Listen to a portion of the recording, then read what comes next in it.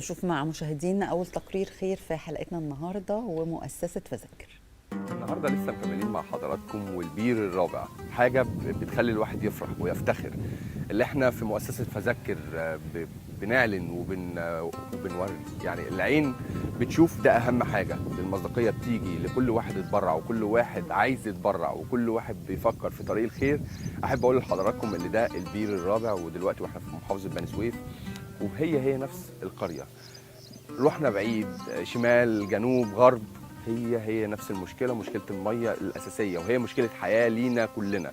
لكن تخيلوا كده مع بعض اللي احنا الاهالي هنا كانوا محرومين بالقريه، وخصوصا المره دي بقى البير ده معمول في حاله خاصه جدا. راجل كبير في السن، مراته متوفيه، هو اللي بيعول نفسه، ومريض عنده كذا مرض، ربنا يعينه ويعافيه من اللي هو فيه، بالاضافه لكبر سنه.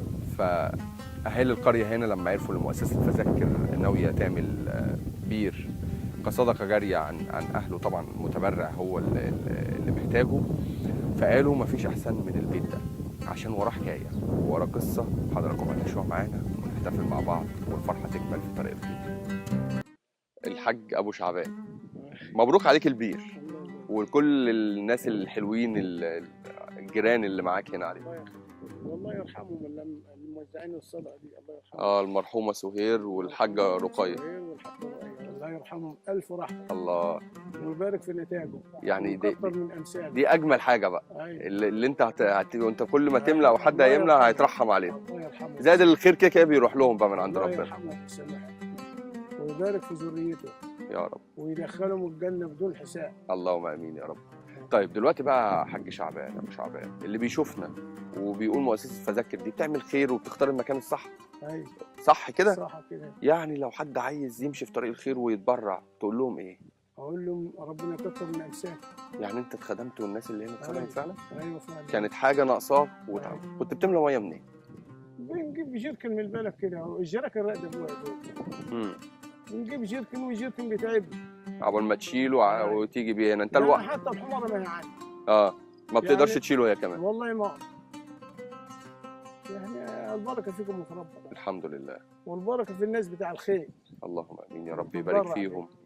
اللهم امين. الله يرحمهم رحمه واسعه. اللهم امين يا رب. ويقدر الناس على فعل الخير. البركه فيكم. حاجه اخيره عايز تقولها؟ لا، عايز سلامكم بس، ويكتر من امثالكم. الناس الحلوه دي عايزينك، واحنا عايزينك انت كمان البركه وخير. اللي بتحس بالراجل الفقير وتجيله لحد البيت. ناس محترمه وناس كويسه. ربنا يبارك فيك، ربنا يبارك فيك ناس كويسه ويرضيك ويرضى عنك، ويجعلنا دايما في خدمتك وخدمه اهالينا الله يخليك، وصوتكم يوصل لاهل الخير.